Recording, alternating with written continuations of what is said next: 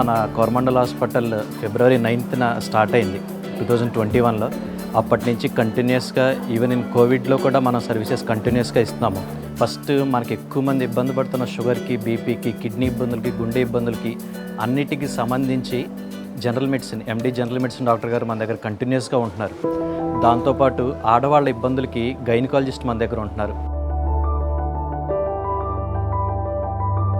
Pregnancy రాని ఆడవాళ్ళకి hormone అనాలిసిస్లు కానీ మన దగ్గర కంటిన్యూస్గా అవైలబిలిటీ ఉంటున్నాయి.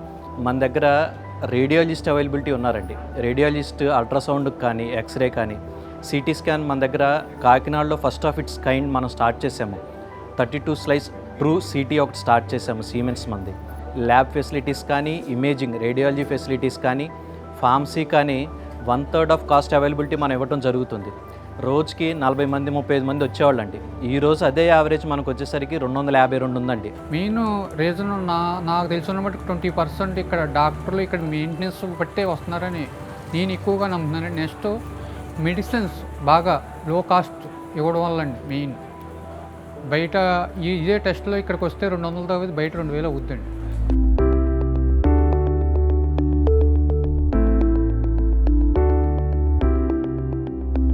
మెయిన్ అసెట్ మనకేంటంటే ఫార్మసీ.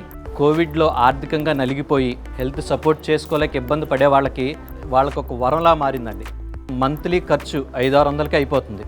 ఇంచుమించు మన ప్లాన్ ఏంటంటే సింగిల్ స్టాప్ సొల్యూషన్గా మనం చేస్తున్నామండి. అంటే రిజిస్ట్రేషన్ ఫీజు ఒక్కటే మనం ఛార్జ్ చేస్తున్నాం, అది 10 రూపాయలు మాత్రమే.